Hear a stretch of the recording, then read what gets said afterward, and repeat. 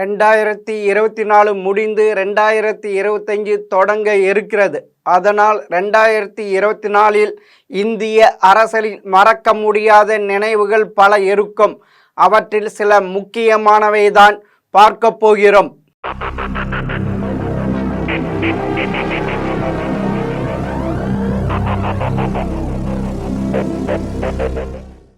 பாபர் மசூதி இடிக்கப்பட்ட இடத்தில் ராமர் கோயில் கட்ட வேண்டும் என்ற பாஜக RSSஇன் கனவு நிறைவேறிய ஆண்டு இது.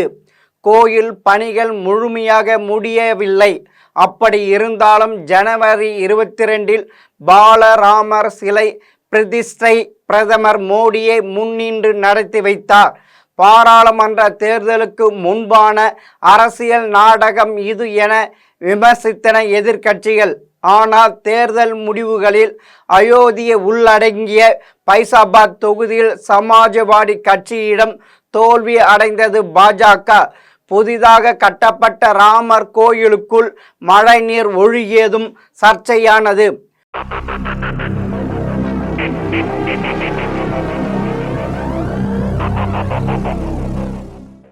கூட்டணி தாவலில் வல்லவரான பீகார் முதல்வர் நிதிஷ்குமார் பாஜகவுக்கு எதிரான அணி திரண்ட எதிர்க்கட்சிகளின் இந்திய கூட்டணியை உருவாக்கியது நான்தான் என தம்பட்டம் அடித்து கொண்டிருந்தார். ஆனால் இந்த ஆண்டு ஜனவரி 28ஆம் தேதி இந்தியா கூட்டணியை விட்டு வெளியேறி பாஜக தலைமையிலான NDA கூட்டணியில் ஐக்கிய ஜனதா தளத்தை இணைத்து கொண்டு மீண்டும் பீகாரின் முதல்வரான நிதிஷ்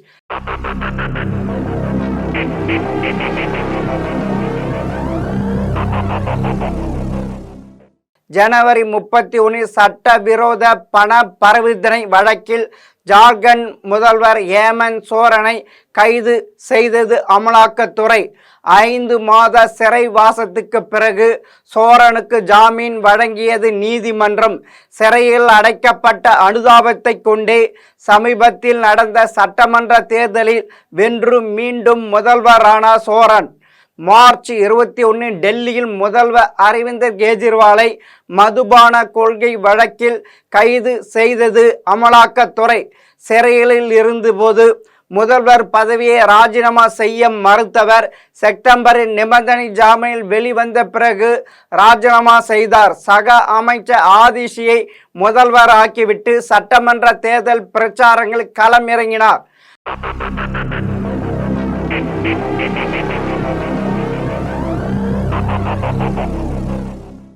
மத்திய பாஜக அரசு அறிமுகப்படுத்திய தேர்தல் பத்திரங்கள் மூலம் நிதி பெறும் திட்டத்தை அரசியலமைப்புக்கு எதிரானது என்று ரத்து செய்தது சந்திரசூட் தலைமையிலான உச்ச நீதிமன்ற அமர்வு.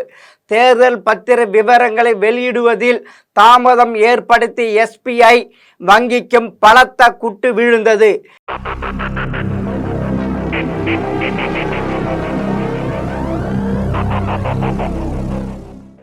இஸ்லாமியர் பெரும்பான்மையாக இருக்கும் பாகிஸ்தான், ஆப்கானிஸ்தான், வங்கதேசம் ஆகிய அண்டை நாடுகளிலிருந்து மத துன்புறுத்தலால் வெளியேறிய இந்தியாவில் தஞ்சமடைந்திருக்கும் இந்துக்கள், பார்சிகள், சமணர்கள், பௌத்தர்கள், கிறித்துவர்கள், சீக்கியர்கள் ஆகியோருக்கு குடியுரிமை வழங்குவதாக சர்ச்சைக்குரிய CAA சட்டத்தை மார்ச் 11 முதல் அமுல்படுத்தியது மத்திய அரசு.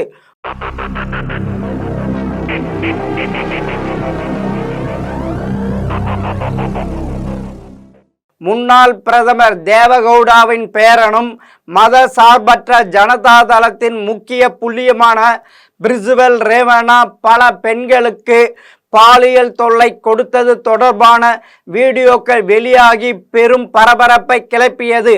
தற்போது விசாரணை கைதியாக சிறை கம்பிகளை எண்ணிக்கொண்டிருக்கும் ரேவண்ணாவுக்கு விரைவில் தண்டனை கிடைக்கும் என எதிர்பார்க்கப்படுகிறது.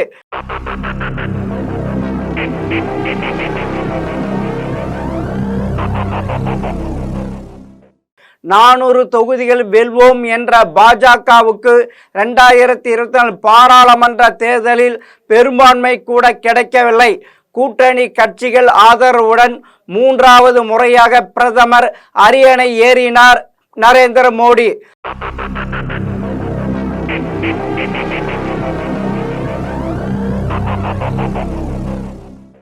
ராகுலின் பாரத் ஜடோ யாத்திரை களத்தில் ஏற்படுத்திய தாக்கத்தால் 10 ஆண்டுகள் கழித்து எதிர்க்கட்சி அந்தஸ்தை பெற்றது காங்கிரஸ். மக்களவை எதிர்க்கட்சி தலைவராக ராகுல் தேர்ந்தெடுக்கப்பட்டார்.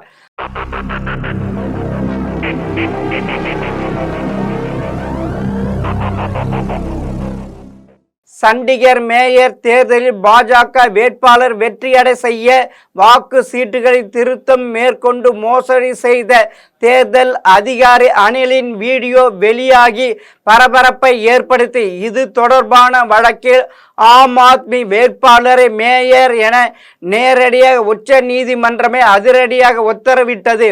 தற்போது வாக்குச்சாவடிகள் சிசிடிவி காட்சிகளையும் மின்னணு ஆவணங்களையும் ஆய்வுக்கு உட்படுத்துவதை தடுக்கும் வகையில் தேர்தல் நடத்தை விதியில் மாற்றங்களை மேற்கொண்டிருக்கிறது மத்திய அரசு.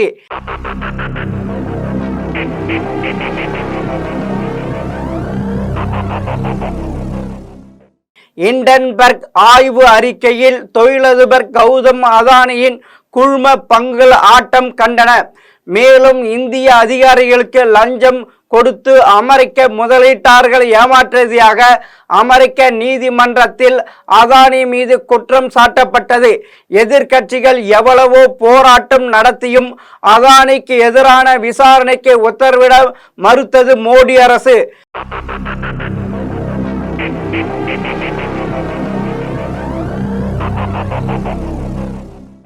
2023 தொடங்கிய மணிப்பூர் வன்முறை கடந்த ஆண்டு ஓயாமல் தொடர்ந்தது. குறிப்பாக ஜெரிபாம் மாவட்டத்தில் வெடித்த கலவரம் மீண்டும் மணிப்பூரை பதற்றமாக்கியது. கலவரத்தால் பாதிக்கப்பட்ட மக்களின் வாழ்வாதாரத்தில் எந்த முன்னேற்றமும் ஏற்படவில்லை. பிரதமரும் மணிப்பூரை இதுவரை எட்டி பார்க்கவில்லை.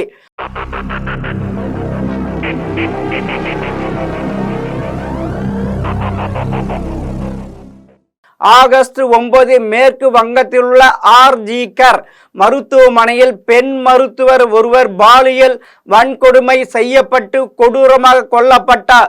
மம்தா அரசும் காவல்துறையும் இந்த சம்பவத்தை மூடி மறைக்க சில வேலைகளை செய்ய நாடு முழுவதும் போராட்டங்கள் வெடித்தன. பின்னர் வழக்கு சிபிஐக்கு மாற்றப்பட்டு இன்று வரை பெண் மருத்துவர் மரணத்துக்கு நீதி கிடைக்கவில்லை.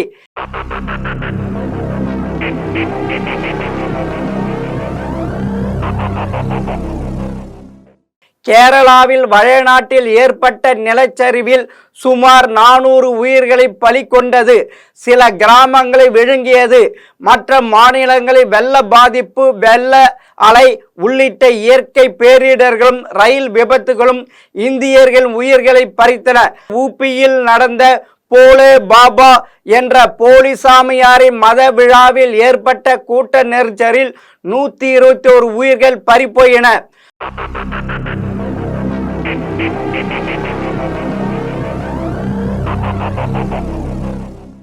'மல்யுத்த வீராங்கனை பாலியல் தொல்லை கொடுத்த பாஜக முன்னாள் எம்பி பிரிஜ் பூஷனுக்கு எதிராக போராடிய வினேஷ் போகத் ஒலிம்பிக் போட்டிகளில் கலந்து கொண்டார்.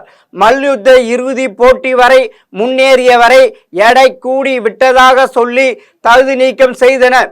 பதக்கம் வெல்லாவிட்டாலும் இந்தியர் இதயங்களை வென்ற வினேஷ் காங்கிரஸ் கட்சியில் தன்னை இணைத்து கொண்டு ஹரியானாவில் எம்எல்ஏவாக தேர்வானார்.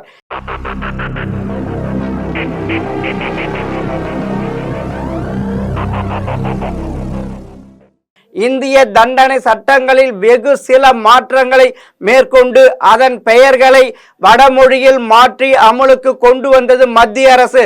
அதே போல ஒரே நாடு ஒரே தேர்தலை அமுல்படுத்த 2 சட்ட திருத்த மசோதாக்களை மக்களவைக்கு கொண்டு வந்தது மத்திய அரசு. 3/2 பங்கு ஆதரவு இல்லாததால் 2 மசோதாக்களும் தோல்வியடைந்தன. இதைத் தொடர்ந்து பாராளுமன்றத்தில் அம்பேத்கர் குறித்து உள்துறை அமைச்சர் அமித்ஷா சர்ச்சை கருத்துக்களை பதிவு செய்ததும் நாடு முழுவதும் எதிர்ப்பை கிளப்பியது.